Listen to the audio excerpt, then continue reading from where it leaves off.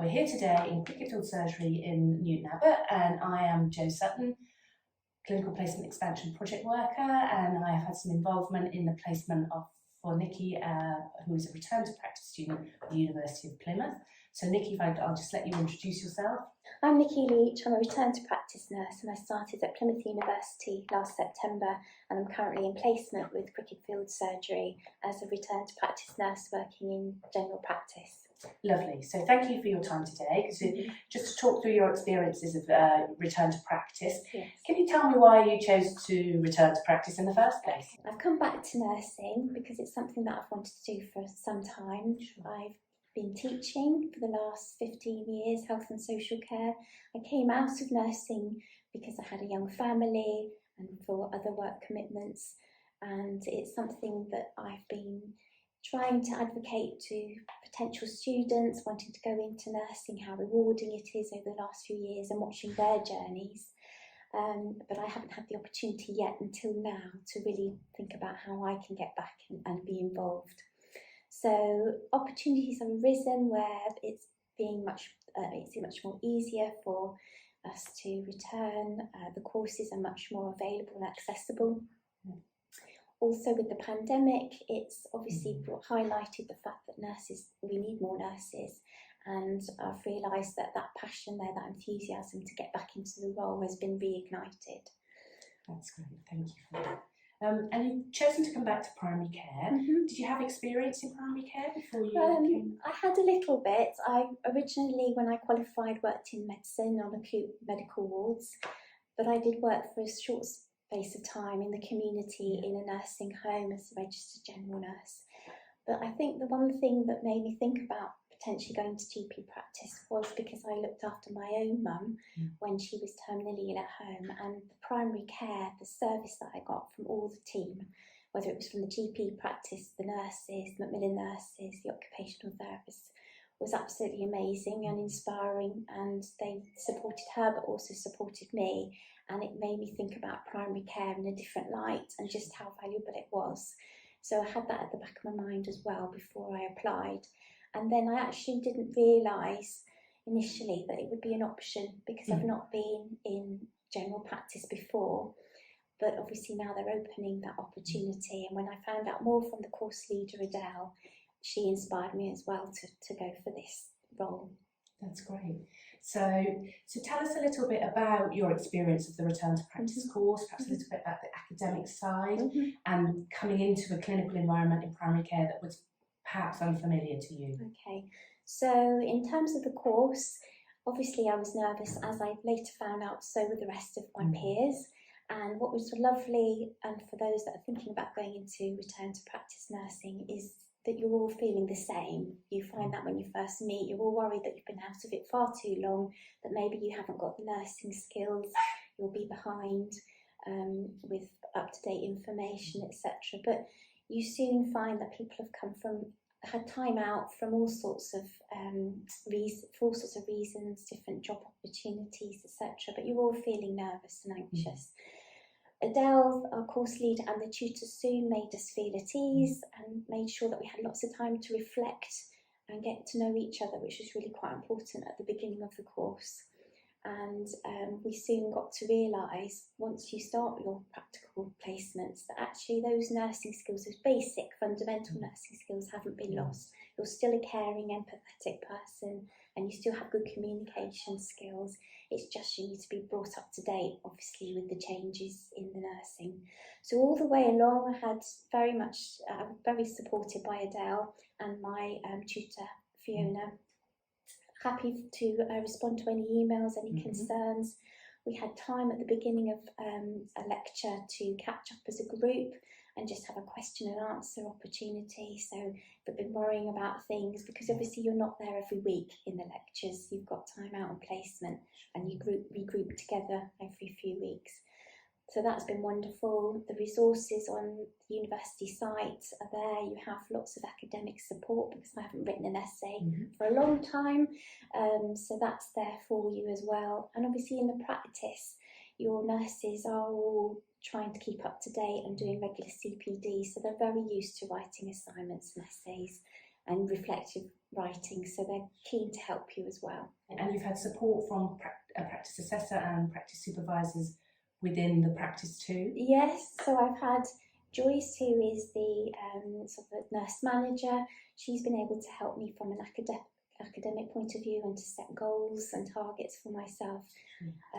My mentors, I've had several, which is wonderful. They obviously have a variety of expertise and come from different backgrounds, so I've been able to work with different specialist nurses, which has been wonderful. I have the opportunity to observe and shadow. And then I've also worked with healthcare assistants, which are invaluable. I mean, their experience is amazing and very highly trained. So I equally learn from them as much as from the qualified nurses. And any words of wisdom for any colleagues out there who may have been in the position you were 6 months ago, thinking about return to practice and perhaps in primary care? Yes.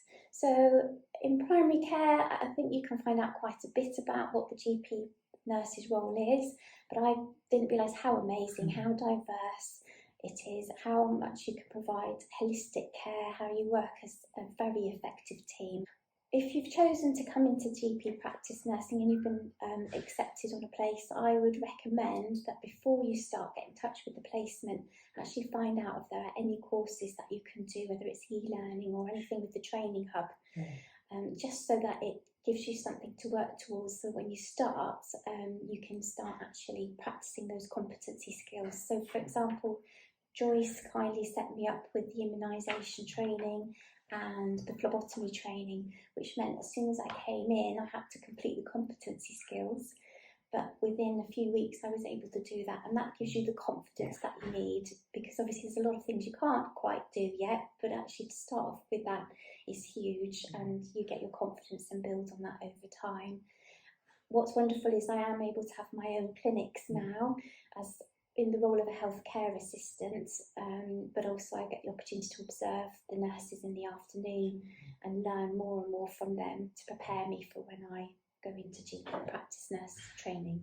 Another part of the role that I found incredibly rewarding is the fact that you build up over time really good professional rapport with patients, especially those that return, obviously, with long-term conditions or with having regular dressing rooms. So it's lovely to follow them on their journey, get to know their family, and that's something that I hadn't had in secondary healthcare, which is another wonderful part of this role.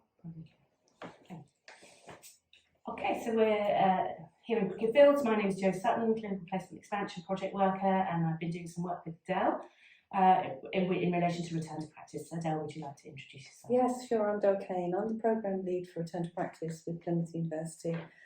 So I do all the organisation, all work with placement providers for recruitment, and coordinate and also teach on the course as well. Okay, thank you. Can you just tell us a little bit then about the Return to Practice programme run at Plymouth? Okay, so at Plymouth we run a course twice a year. We have no ceiling, upper limit as to how many students we have, and the course is run virtually, so we meet our students every 2 weeks, bank holidays permitting, and it runs in parallel and tandem with their practice placement. The course is for all nurses and midwives, whichever field of practice they're in, and we have a core themed days, and then each of the different fields of nursing and midwifery have 3 field-specific days. That's very focused on their area of practice, including our GP practice nurses as well. Okay. And there's an academic requirement, I would imagine, within the course? Yes, there's an academic requirement of the course. So Nursing Midwifery Council require the course to be run and the students to achieve a degree level credits. And we provide 20 credits, but we also offer it at Masters, and we do have probably a quarter of our students opt to take the Masters route. You have to have had already have an ordinary degree to do Masters. They've been highly successful so far in the past 2 years. Everyone that's attempted Masters has passed, which is fab, because it's for them often it's the first time they've studied at Masters level, so there's always a little bit of nerves and anxiety around it. The other part of it is to undertake a numeracy test, which they have to achieve 100% of, at, but we have lots of practice and lots of dry runs. And our last cohort, all of them passed first time, so we're really pleased that all that spotting that they did worked out for them. And the other element that is assessed is practice, and they have to demonstrate that they meet the NMC standard, future nurse standards, and it's all wrapped up in practice assessments. In the same way, if you've had experience with student nurses, it's very similar to that. Okay. And there's a stipulated number of hours, practice hours, that they might need to work? Indeed, they have to achieve 450 hours of practice. Some do this part-time, some do this full-time. 50% of our students do this part-time, partly because some of them want a day to study. Some of them have childcare. Sure. Some of them are also holding down jobs while they do return to practice. And those are some of the challenges for them. But we're very flexible, and essentially they keep going till they get the hours under their belts. If somebody has worked in their field of practice that they're returning to recently, we can look at accrediting those hours, that some up to 100 hours of previous learning, which reduces the 450 by 100, which is really good. And in terms of GP practice, quite a few of our students have been healthcare support workers in a GP surgery, and we will accredit those hours as 100 hours for the previous experience, which is really quite good. But that it's not just GP practice, it's wherever they may have worked. And currently we've got 2 students on our course that have both been working with the services that they're returned to in different roles, and we've accredited their hours for them, which is great. That's great. Quite flexible. So if I were a nurse returning to practice and I'd never worked in primary care before, would that be a problem? Absolutely not. And it's, we've had in the last year 2 people that have wanted to return to practice, were interested in GP practice nursing, and GP practices, 2 GP practices, one of which you've met our student earlier, has decided that they would be supporting that person. And certainly up and down the country, people are returning to practice in GP practice and have done really well. And all of our GP returnees in the past 2 years have succeeded and secured jobs at the end of it within GP practice. So definitely not. I know that's a slightly long answer, but it's really important to get over the fact that it isn't necessary that they've had GP practice experience. Which leads me nicely to general benefits for GP practice in hosting return to practice students. Hosting return to practice students, you're growing your own, or as we say, regrowing, because they've already been on the register. Some of our students have been off the register for 30 years, so obviously they're a little nervous and anxious. They need that support and encouragement, but by the time that they get towards the end of their programme, they are able to run their own clinics with somebody available should they need it. They need to get to understand all aspects of GP practice nursing, so they are classified as students, which gives them the opportunity for protected learning, which is an NMC requirement with supernumerary status. So the benefits for the practice is that you're going to have a registered nurse who has worked and learnt in your surgery. If they're doing the course full time, it'll take them 16 weeks, which is quite quick, really. And that's really benefited surgeries well. Those surgeries that have encouraged their healthcare support workers that once on the register to return are looking to slot them into job vacancies, and that's quite good as well. So it's good workforce development. Can you talk us through some of the funding aspects of the return to practice course? Sure. Often that's So similarly, about 20% of our students are having what's classed as voluntary placements, where that they will go into a placement and be supported as learners. The majority, however, the employer has decided to pay them, and they're usually paid as a support worker while they're learning, so paid while they're learning, with the view that they would then move into a registered nurse position at the end. Now, those that are able to pay are usually areas that have got vacancies or are using bank and agency, so you're offsetting that. Now, Health Education England provides a bursary for the students. Currently it's £1,000, and they give £500 to the practice. In the future, there is highly likely that a practice will receive £1,500 supporting a student, and the money will go to the practice to help them for protected learning time, but to help them pay them, which is really good, because 16 weeks is still 16 weeks. To not be supporting, having income support in some way makes it very difficult, and it has often put people off returning if they're not able to have some kind of financial support during the course. Okay, thank you. And tuition fees? Tuition fees, so the university's tuition fees are paid for by Health Education England. There is no cost to the student at all whatsoever, and certainly no cost to the practice. Yeah, okay, that's great. And so if I were interested in returning to practice, what would be my next steps? We have information on our university website. Health Education England also has information about returning to practice, with all the links to the various universities that provide return to practice course. Our course is online, which means attendance is virtual, where we create a community of learning between all of the students, which is very, very healthy. So in actual fact, there's no travel for study required at all. And I think that seems to be highly attractive, and we are attracting people out of the southwest who can't access university courses elsewhere. Some universities have decided not to continue to do return to practice. Some universities only run a course once a year. Contacting our admissions team on our website or me directly is the next step, really. And I generally would have a chat with an individual about how long they've been off, what areas they've been in, what they're interested in, and also talk to any prospective employers who might be interested. We have information fact sheets for people so they understand.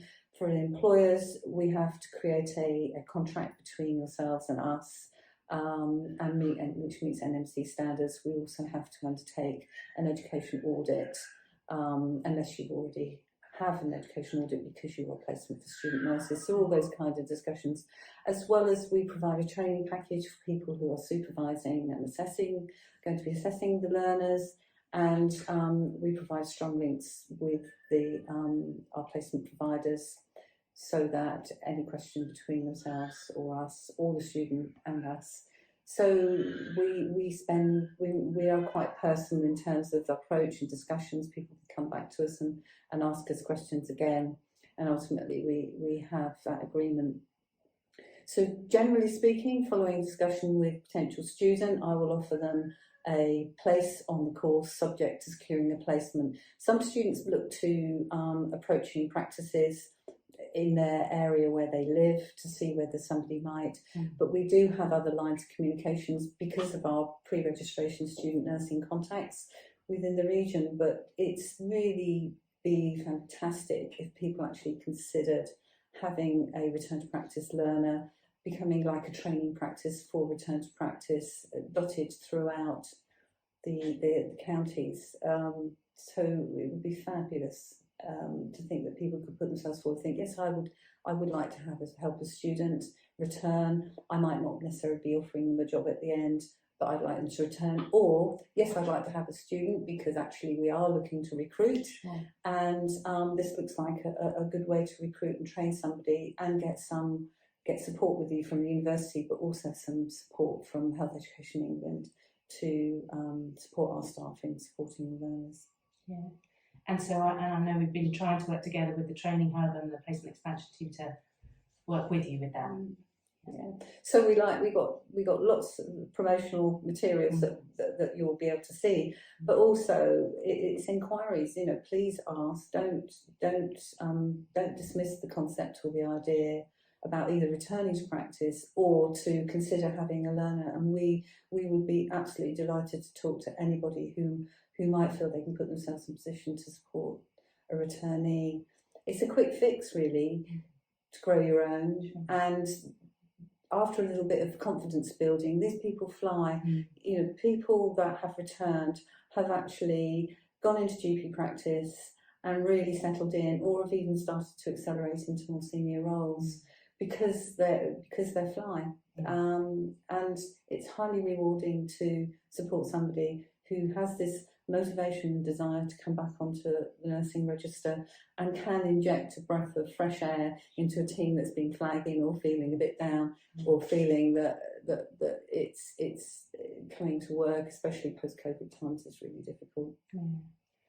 So, key messages, if you're interested, there's lots of help out there and you'd be willing to talk and work together, especially with... Absolutely, it's really important to think about it and talk about it and think about it and not jump into any decisions. We always have people making inquiries. The next course we're running 6 months ahead, yet I'm still getting inquiries now and offering places on the course subject to placement. So, yeah. And during COVID times, we returned 40 registrants to the register. It's the most any university has done in the country. We're really proud of that. Our course is very successful, very highly rated, and we would be delighted to work in partnership with any placement provider. Okay, so I'm here in Cricketfield Surgery today at Newton Abbot. My name's Jo Sutton. I'm a clinical placement expansion project worker based at the Devon Training Hub, and I'm here with Joyce today. Would you like to introduce yourself to us? Hi Jo, I'm Joyce Pickering. I'm a nurse partner in the practice, became a partner a year and a half ago, but I've been with the practice for 13 and a half years. Okay, and you have been supporting Nikki, and she's spoken to us already about her experience for return to practice. Can you tell us a little bit about why you and the nursing team and the practice decided to support a return to practice student? So we began supporting student nurses from Plymouth University quite a few years ago, which we found really fantastic. You know, we've had great students and it's been great for the practice. We've learned a lot. So we already knew the benefits of taking student nurses. And about 3 or 4 years ago, we actually employed a nurse straight into general practice who had done the return to practice course. So we had a bit of an idea. So when we were approached, we grabbed the opportunity. They already have bags of knowledge, you know, the previous experience. Even if it is a while ago, they come with sort of a real solid foundation on which to build. Quite often there's been various reasons why they've taken time out, and whatever that's been, whether it's to raise a family or try something different, the wealth and breadth of experience that they then add to their foundation level of nursing skills, you know, is something that's a real resource. Yeah, that's great. Now, Nikki didn't have any experience previously in primary care. Has that been a disadvantage, do you think?